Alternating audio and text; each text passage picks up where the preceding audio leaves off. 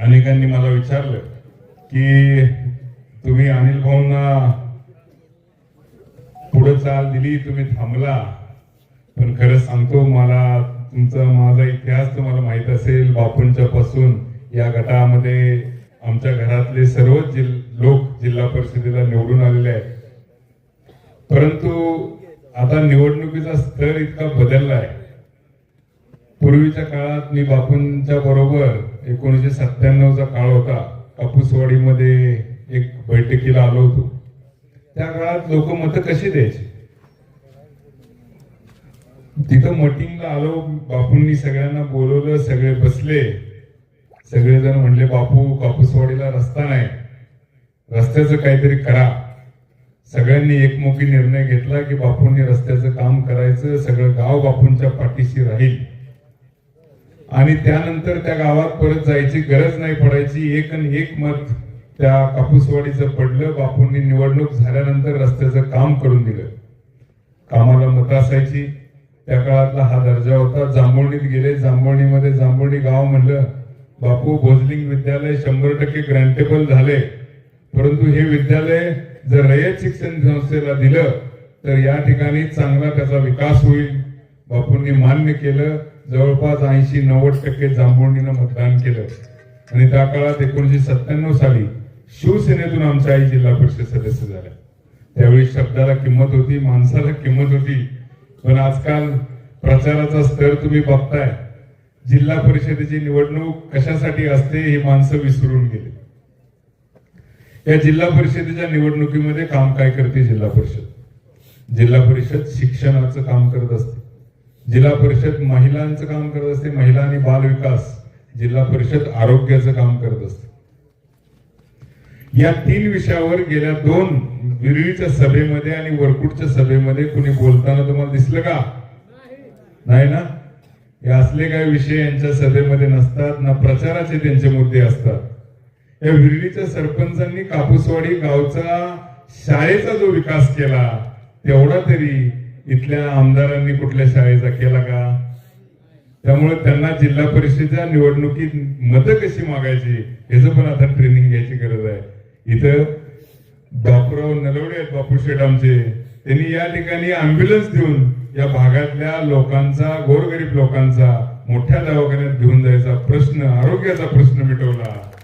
ते तरी काम इथल्या कुठल्या आमदारांनी या गावासाठी केलं का? महिला व बालविकासासाठी इथला आमचा संदीप नलवडे सारखा छोटा कार्यकर्ता बचत गटांच्या माध्यमातून जे काम करतो तेवढं तरी काम इथल्या कुठल्या आमदारांनी केलं का महिलांसाठी? खऱ्या अर्थानं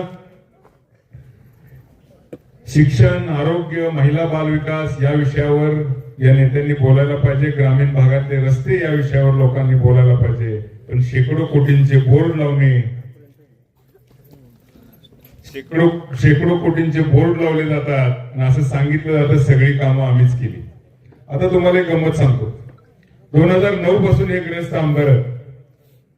तुम्हाला माहिती आहे डीपीडीसीच्या माध्यमातून फंड आपल्या तालुक्याला दिले जातात. डेव्हलपमेंटसाठी काही फंड दिला जातो.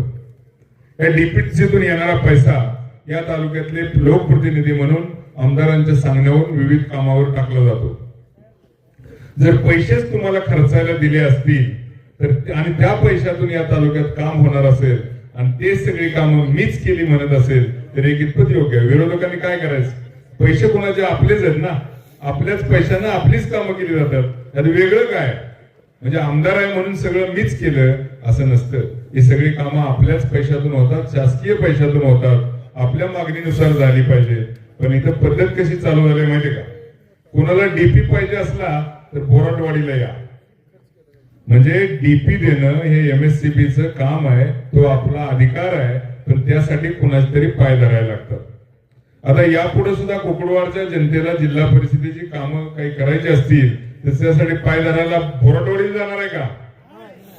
त्यासाठी आपल्याला कोकडवाड जिल्हा परिषद गटामध्ये इथं तुमच्या आमच्यात राहणाराच नेता पाहिजे.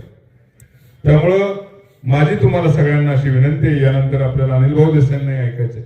माझी तुम्हाला विनंती आहे, खऱ्या अर्थाने देशात काय चाललंय ह्याच्यावर बारकाईने लक्ष द्या. आमच्या वकील साहेबांनी सांगितलं की या देशाचा खऱ्या अर्थाने ऱ्हास चाललाय. देशावर प्रचंड कर्ज करून ठेवलंय.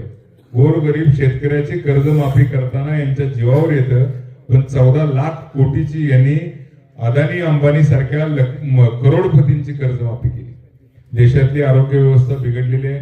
देशाचं एकंदरीत तुम्ही डॉलरचा रेट बघितला असेल, एक्सपोर्टची परिस्थिती बघितली असेल, परदेशातून आपल्या लोकांना बाहेर काढलं जातं हे बघितलं असेल. एकंदरीत या देशामध्ये धर्माच्या नावाखाली, जातीपातीच्या नावाखाली लोकांना एकमेकांना लढवण्याचं काम केलं जातं आणि आपल्याला भूलथापामध्ये अडकून मतं घेतली जातात. एकाधिकारशाही चालले, लोकशाही संपत चालली आहे. त्यामुळंच जसं त्यांनी उदाहरण दिलं की एक चिमणी पाणी टाकत असते तेव्हा म्हणते किमान हे जंगल वाचवायचा मी प्रयत्न केला याचा मला अभिमान राहील. तसंच राष्ट्रवादी काँग्रेस पार्टी, शरदचंद्रजी पवार पक्षात, विरोधी पक्षात मी आहे. मला अभिमान आहे या देशाची लोकशाही वाचवण्यासाठी मी एकटा जरी असलो तरी मी त्यासाठी लढतोय. आणि तुमची आपल्या या कुकडवाड जिल्हा परिषद गटाची ही स्वाभिमानी जनता, आमच्यावर प्रेम करणारी जनता अशाच परीने एक मोठा लढा उभा करेल आणि ह्या जुलमी पुरवठवाडीकरांना त्यांना धडा शिकवेल. कारण जिथं तिथं गोरे असं चालणार नाही. आंधळी गटात एक गोरे, तिकडं औंध गटात एक गोरे, कुकडवाड गटात एक गोरे, बँकेत गोरे, सिद्धनाथ बँकेत गोरे, मंत्री गोरे, सगळे गोरे का?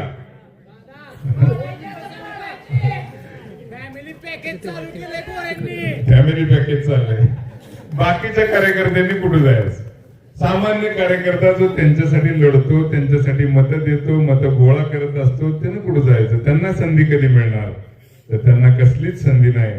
त्यांना सगळं घरात ठेवायचं आहे, म्हणजे पैसा घरात आला पाहिजे. त्याच्यामुळं तुम्ही सगळ्यांनी विचार करून मतदान करा. विशेषतः कुकडवाड जिल्हा परिषद गटातील माझ्यावर प्रेम करणाऱ्या सर्व माझ्या मित्रमंडळींना, कार्यकर्त्यांना माझं सांगणं आहे की अनिल देसाईने अभय जगतापच ही निवडणूक लढवतोय असं समजून तुम्ही या निवडणुकीत उतरा. आम्ही दोघं वेगळे असं समजू नका. माझ्यावर प्रेम करणाऱ्या कुठल्याही व्यक्तीला कधीही अनिल भाऊंनी जरी दुखवलं असलं, त्यांचा कधी प्रॉब्लेम आला असला तरी मीच निवडणूक लढवतोय असं समजून या निवडणुकीला सामोरं जा, एवढं मी आवाहन करतो आणि थांबतो. जय हिंद, जय महाराष्ट्र. धन्यवाद दादा. दादांसाठी एक जोरदार टाळी झाली पाहिजे. आवाज माणदेशाचा, माणदेशातील प्रत्येकाचा. माणदेश प्राईम सबस्क्राईब करा आणि अपडेट रहा. नवीन व्हिडिओच्या नोटिफिकेशनसाठी बेल आयकॉनचं बटन दाबा. धन्यवाद.